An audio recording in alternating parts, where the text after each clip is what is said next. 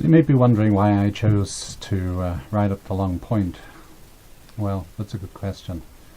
I'm not sure I really know. It's a destination, it's the end of the road, it's as far as you can go by road in this part of Quebec. And as to why I choose to take a 50-year-old bike, just put that down to personal idiosyncrasy.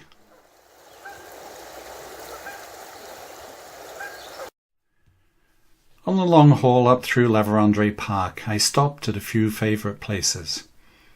At first the weather was great, if a bit cool, but by the time I reached Val d'Or, it had turned to heavy rain. So I booked into the first hotel I came to in Amos, a wretched little closet of a room, but all I needed at the time. It was below freezing when I woke up, but the roads were ice-free, so I set off for Matagami, about 185 kilometres to the north. I'd been in contact with Brent, who'd just completed the Trans-Taiga.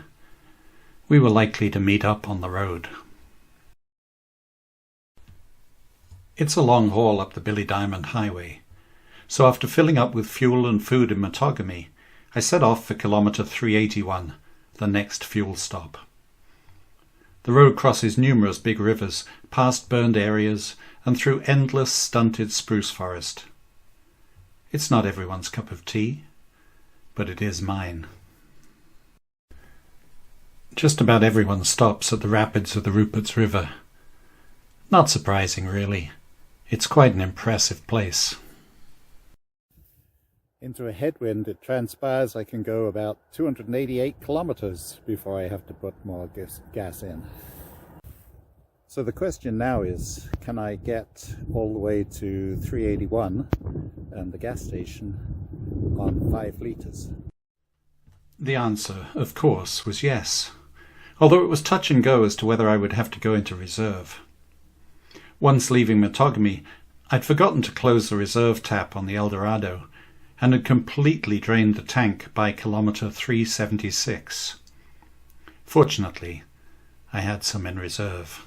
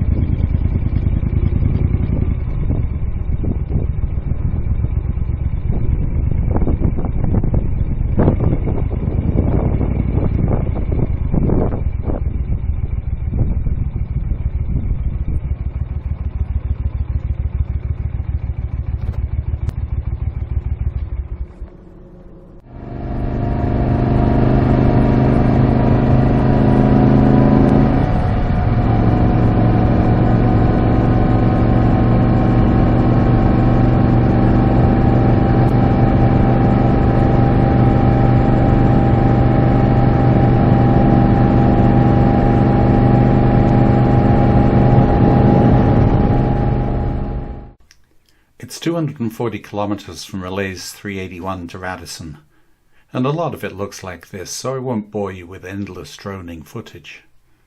I arrived in Radisson cold, hungry, and after an enormous plate of poutine, ready for sleep. It was a bit frosty when I woke up, dragged from my slumbers by the loud singing of a ruby-crowned kinglet. I know it was a kinglet as I have an app on my phone that identifies birdsong. So now I'm here waiting for the gas station to open, and it's foggy with a little bit of freezing. I'm hoping that when the sun comes out that'll soon get rid of the frost, so I don't have to pack my tent wet. But we'll see, it's no big deal if I have to.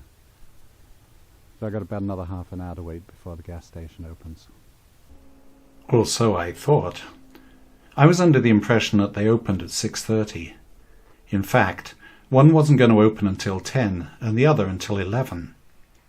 Just as I was starting to wonder how I would spend the time, a chap drove up and told me they had gas at the airport 30 kilometres out of town in the direction I needed to go. And he was right.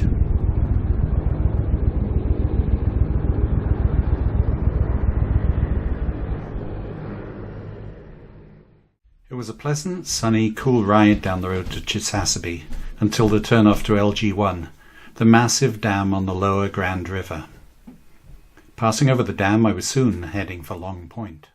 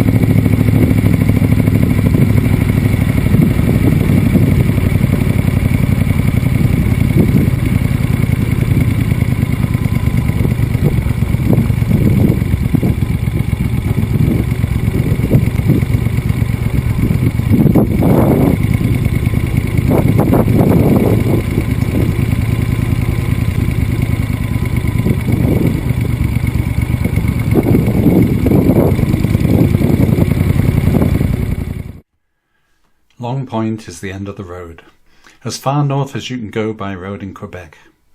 If you want to go further up the James Bay coast, it'll have to be by boat or by air. After enjoying the quiet and a bit to eat, it was time to hit the road again. In the morning I'd be heading down the North Road, 410 kilometres of unpaved gravel highway. Was the old Eldorado and its even older rider up to it? We shall see. In the meantime, I camped at the junction of the Billy Diamond Highway and the North Road, after another 400 and something kilometres, falling asleep with bears on my mind. Well, we'll see how this goes tonight. I'm good and tired after a long day, so unless there's some major disturbance, I think I should be able to get a good night's sleep.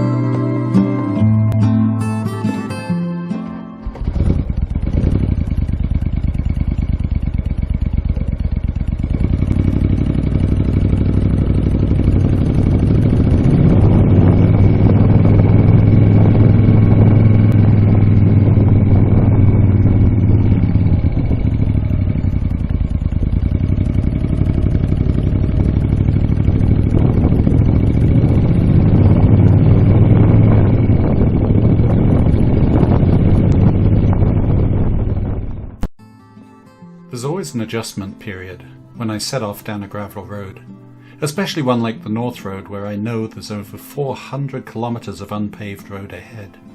Little traffic, no towns, no villages, and only a couple of places where some support might be found in an emergency. It takes a little while to get used to the feel of the road because each road is different.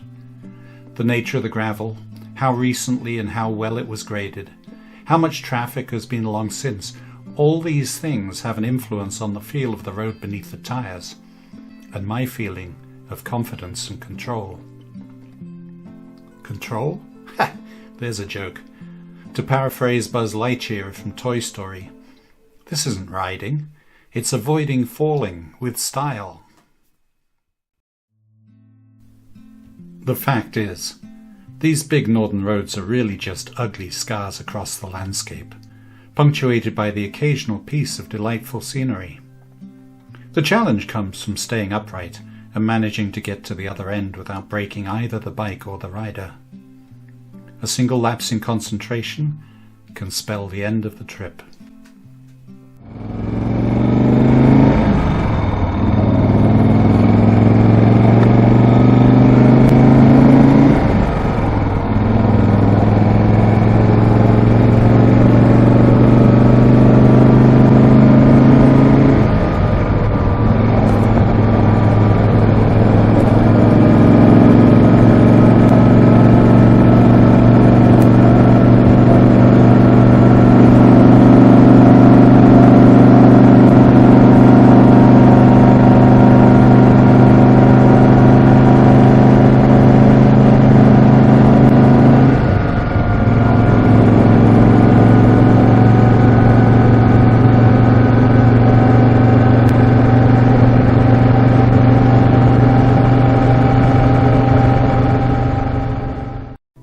This little cone at the side of the road may be the first indication of potential disaster.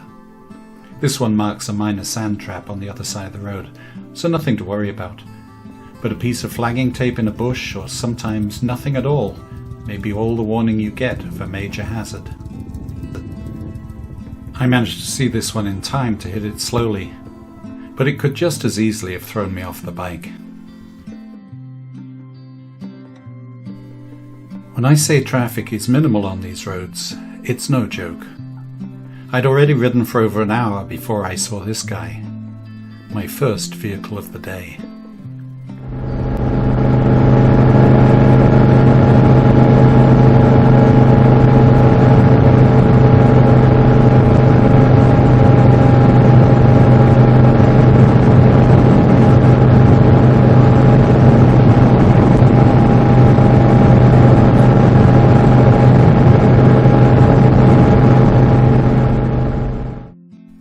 Namaska is a First Nations Cree village that lies about 10 kilometres to the north of the highway. I suspect many pass it by. Their loss.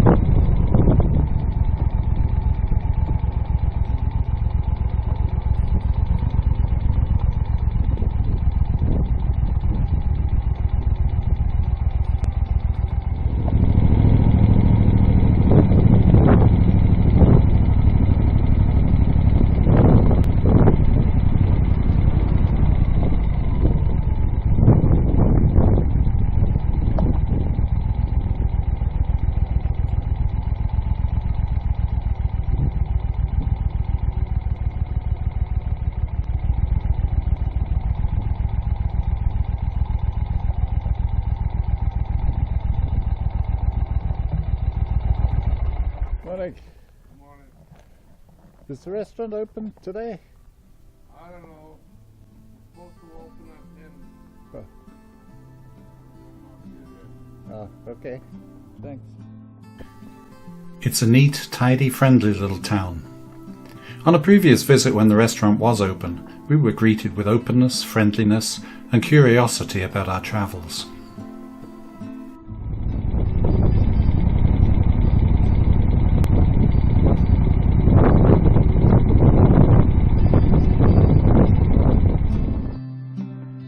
Back on the highway, I was looking forward to stopping at the Rupert River where the road crosses, but I had a while to ride yet.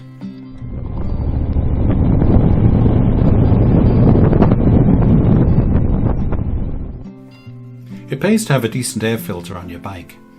When it's dry, it can be dusty.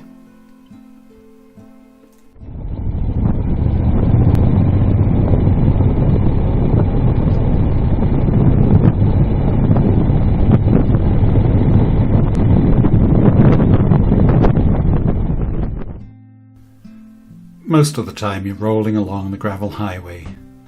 But once in a while there are places that make you feel like stopping for a while, just to sit and watch the world.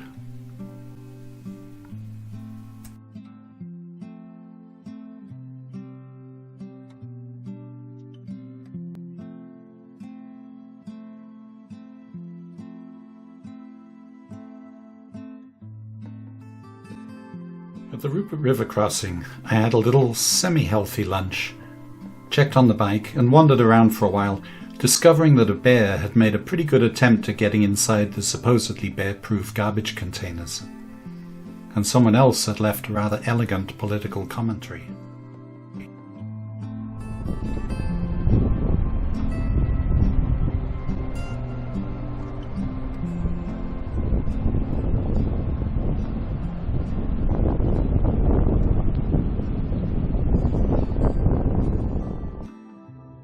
And then it was time to get back on the bike for the remaining 300 kilometers to Chibougamau, and a well-earned night in a motel. So far the Eldorado had been starting easily and running well. Would this continue to be the case? We shall see.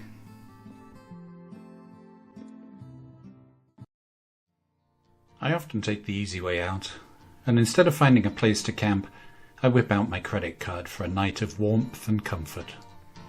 As you'll see during the next few days, it can happen more often than I like to admit. The morning was cool and damp, and after filling up with fuel, I was soon on the road, heading for the St. Lawrence River and the next major leg of my trip.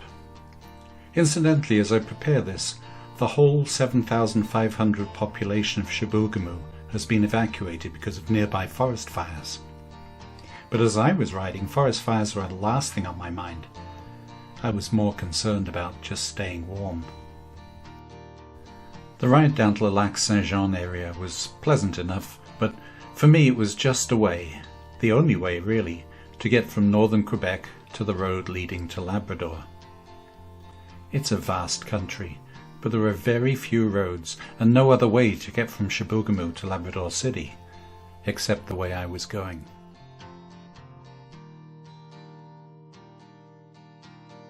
Still, it was a nice enough ride, unbothered by traffic, with the normal complement of ponds, lakes and rivers, and these conveniently situated telephones, just in case you encountered a little trouble on the road.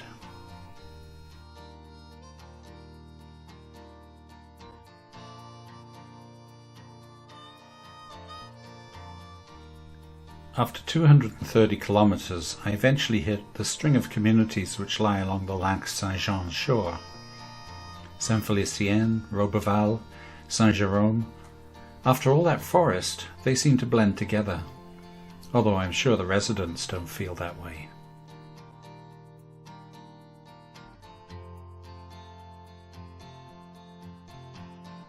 I'm going to skip along a bit now. My camera was pointed down towards my handlebars. I thought I was getting great footage of the enjoyable ride down to Tadoussac with its rugged high hills, crags and racing river, but all I got was my handlebars. So I'll just throw in a few stills to give you a sense of the area.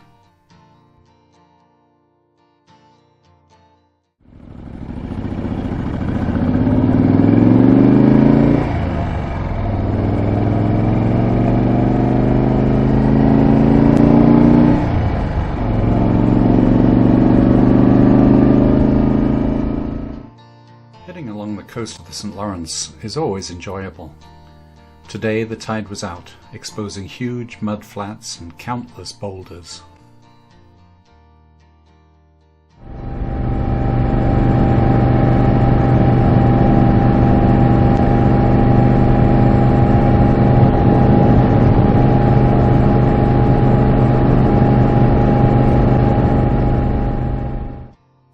Credit card camping again.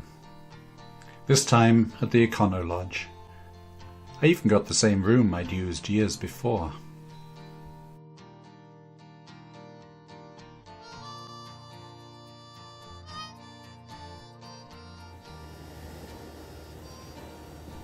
On to Baie-Comeau in the morning, then north on Highway 389 towards Labrador City.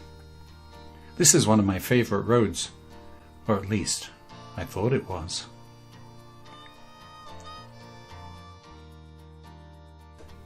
Massive roadworks are underway to make this lower part of the road easier for truck traffic. Where were my curves? My wooded hillsides? My lakes? This part of the road has been completely denatured.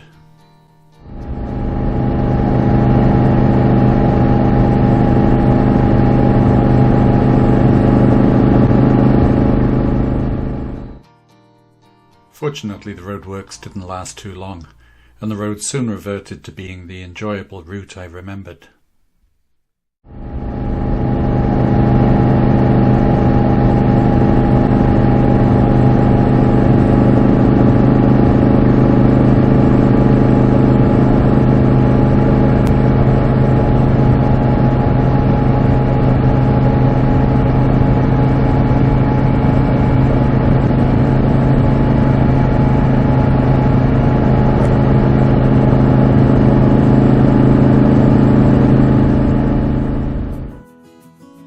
Some stopgap food at the gas station in Baie-Comeau. Chocolate milk and this ghastly industrial cream-filled jam flake pastry thing. I wonder how many years it had been sitting there. By this time it was starting to get windy, head and side winds. Oh, what fun.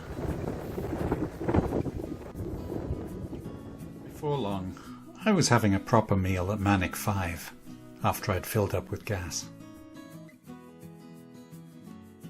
The Manic 5 Dam is the largest and highest upstream on the Manicouagan River. It holds back the waters of the Manicouagan Reservoir, which has flooded an inner ring of the massive Triassic period impact crater which dominates the area. The resulting water body is so large and so distinctive it can be seen from space. The next 100 kilometers to Relais-Gabriel was gravel, but the road was in such good condition it might as well have been paved. It's beautiful country though, if you can get off the bike long enough to enjoy and appreciate it. Sometimes I have trouble with that.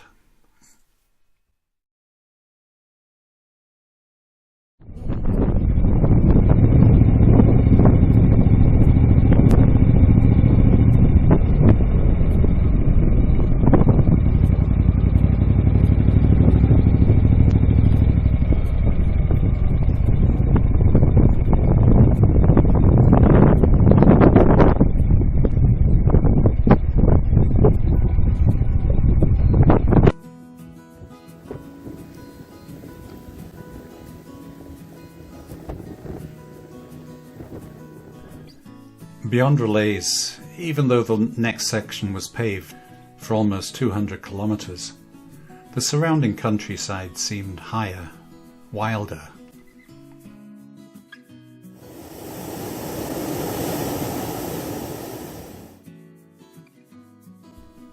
Then the paving mysteriously gave out, and the last rugged section between the mines of Fire Lake and Fairmont was a twisty gravel road with multiple railway crossings.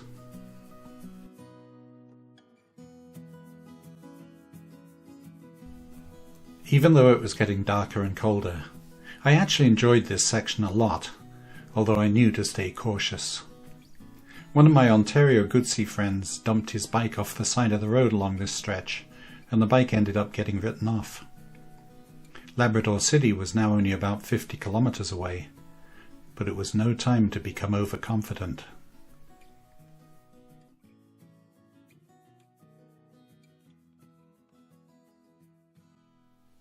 By the time I'd hit the paved road, crossed the boundary into the province of Newfoundland and Labrador, entering a new time zone, I was cold and ready for a warm room. I parked my bike in front of the hotel, steadied my trembling credit card, and walked in.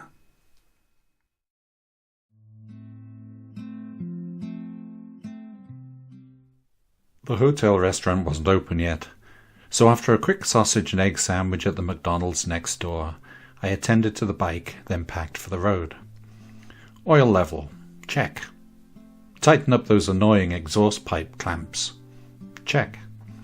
Okay, ready for the road, even though it's barely above freezing. I didn't record any video during the first few hours of the ride, but stopped a number of times to warm up and take a few pictures. Those warm-ups were necessary, especially when the snow squalls hit. But what can you do? Just keep riding.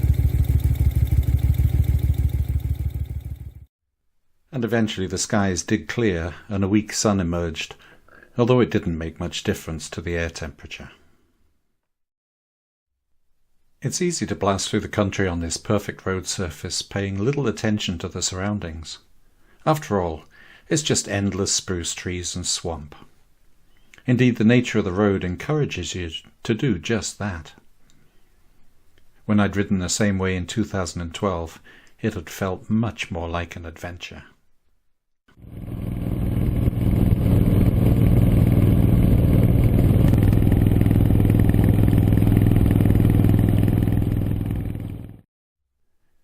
But it is what it is, and we can't roll back the clock.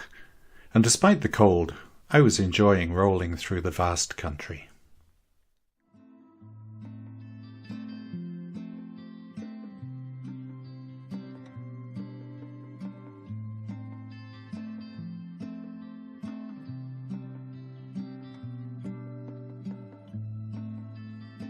I was heading for Cartwright, a small village on the Labrador coast.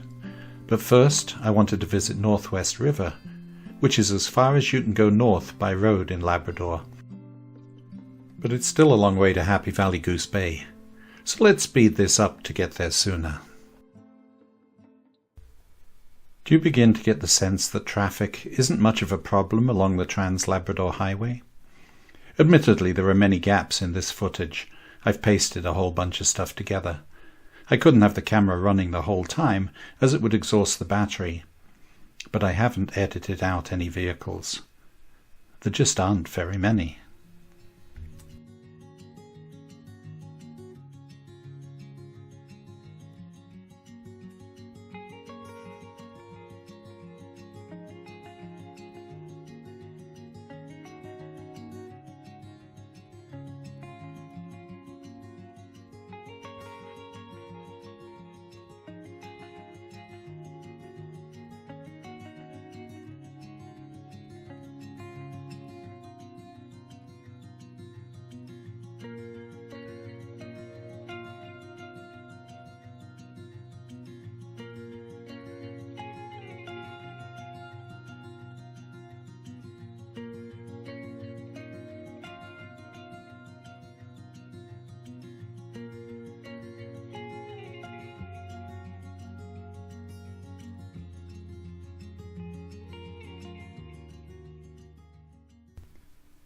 I only dipped into Happy Valley Goose Bay long enough to buy fuel and then some food, and then headed out to Northwest River.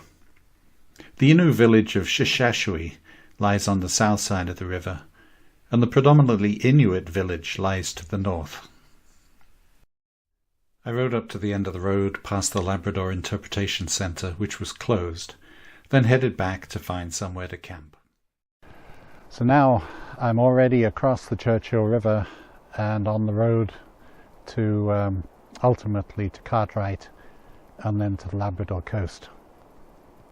So tonight I'm camping in my little tent just off a little road that leads into a hydro line. It's not a very nice spot. There's no drinkable water close by, but it's just somewhere to pull off when I'm tired and get some sleep. I woke up to a heavy frost. It's a little disconcerting to be 30 kilometres from the nearest person, near a road with no traffic and no cell phone signal, and a bike that won't start. I call these the oh shit moments, but they're very much a part of riding an old bike to distant places, and I'm no stranger to them. The weak battery would barely turn the motor, and it wouldn't even oblige me with a cough to suggest that there may be life. I cleaned the plugs and points, attached my jump starter and tried again. This time the feeblest of coughs. Then some more coughs. Then she grudgingly started, and we were off once again.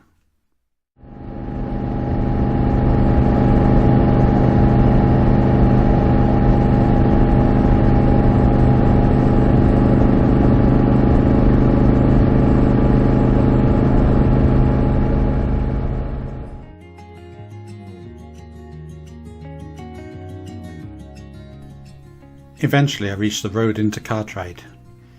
85 kilometers of empty gravel road through the wilds of Labrador. Perfect.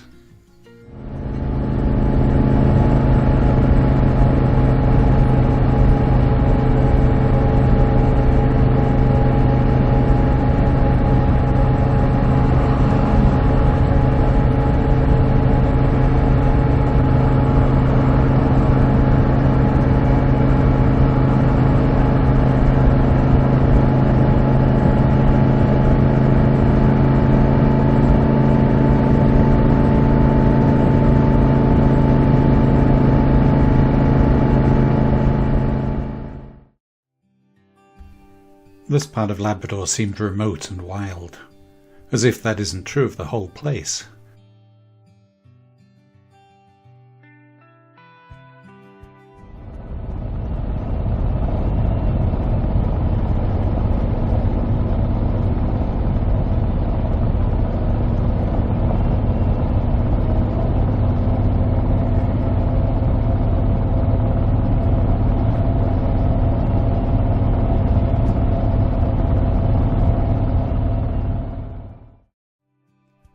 But eventually I reached Cartwright, only to find the motel closed.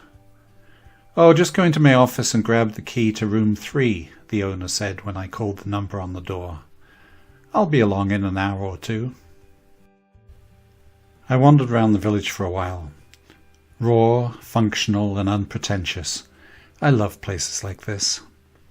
And I ended up at the north side pub at the rear of the motel for chicken wings and beer.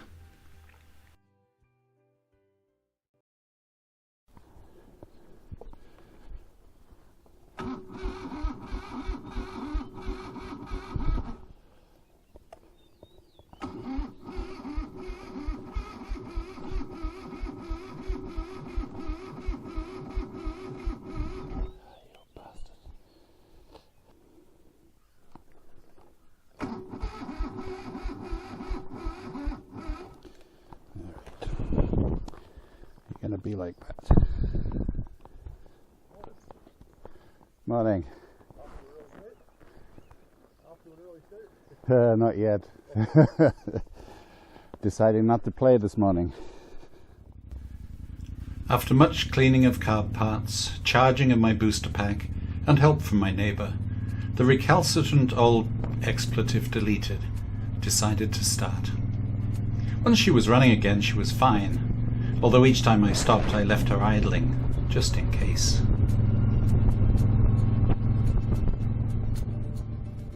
On the way in, I blasted past this river.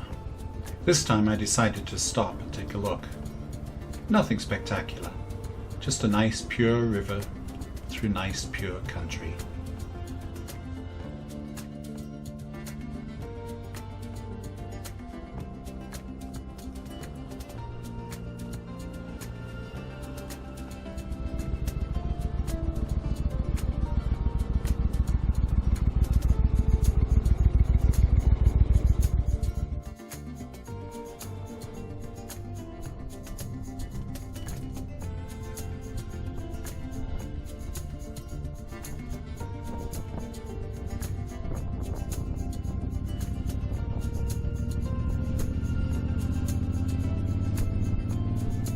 I always kick myself afterwards for not stopping as often as I should.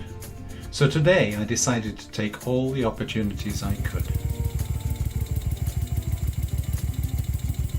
Once I got back to the Trans-Labrador Highway, I'd be passing through Port Hope Simpson, Mary's Harbour, Red Bay and Blanc-Sablon on my way to the end of the road at Old Fort. The sun was shining. It was getting warmer. It promised to be a good day.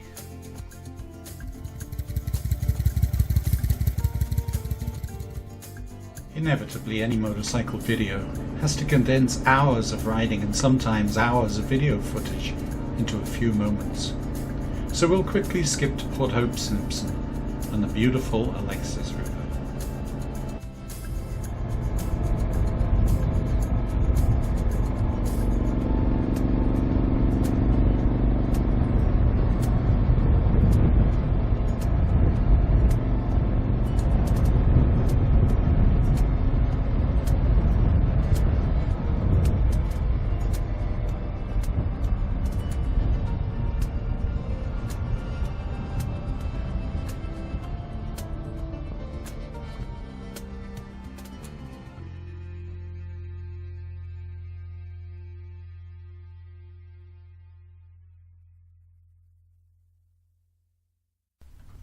Turning into Port Hope Simpson, I was vaguely hoping for a coffee shop or something similar, where I could have a sit down for a few minutes.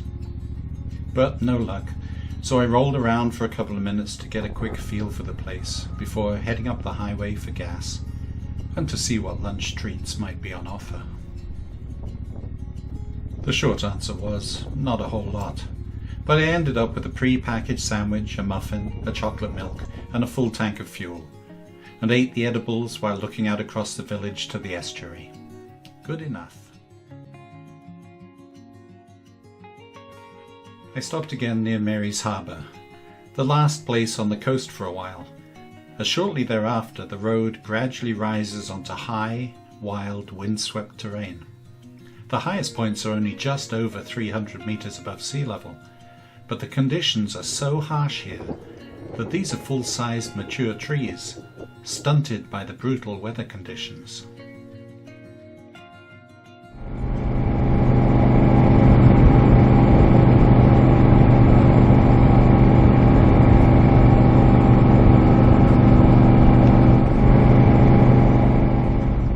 Eventually the road dropped back down to the coast again. I was hoping that the Red Bay Whaling Interpretive Centre would be open, but it wasn't opening for the season until the next day. Fortunately, the cafe next door was, and coffee, baked apple pie and ice cream were on the menu.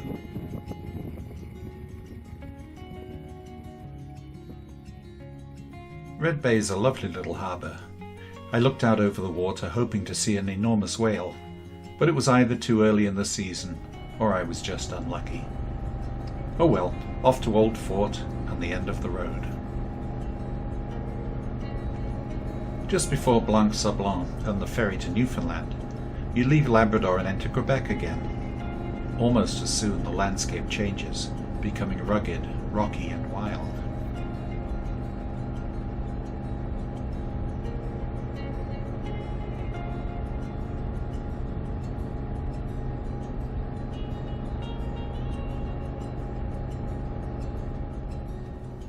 Then, after 70 kilometers of delightful riding, the road just ends.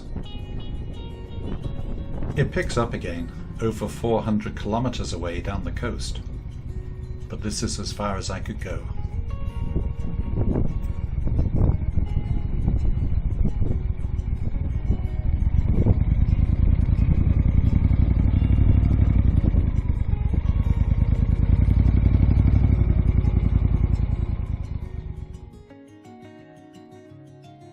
And what a great place it is.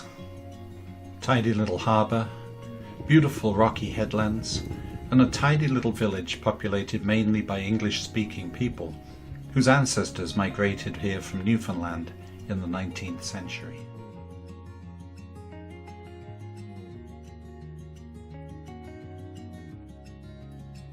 I'd booked the ferry from Blanc-Sablon to St. Barbe in Newfoundland for the morning. I agonised all night as to whether the bike would start, but it did, and I was soon boarded for the hour and 45-minute crossing.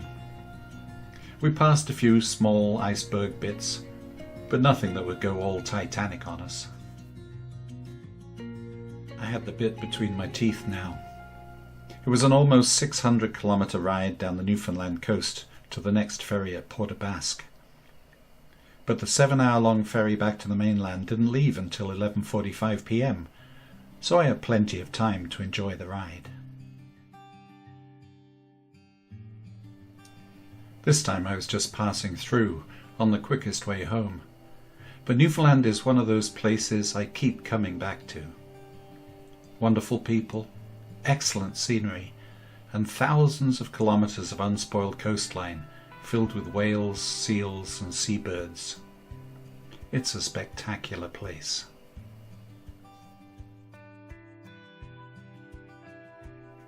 I managed to sleep for a few hours on the ferry, and by morning was riding through Nova Scotia heading for Fredericton, New Brunswick. It was going to be a short day of just over 600 kilometres, but one more night in a motel wouldn't kill me. I had to bump start the Guzzi the next morning, but soon we were rolling down the 4-lane highway to home. I didn't stop to take too many pictures. I had over 1,100 kilometers to ride. It had been a fabulous, memorable trip. Almost 8,000 kilometers over 12 days. And despite a few starting issues, the old Guzzi had got me home. She always does.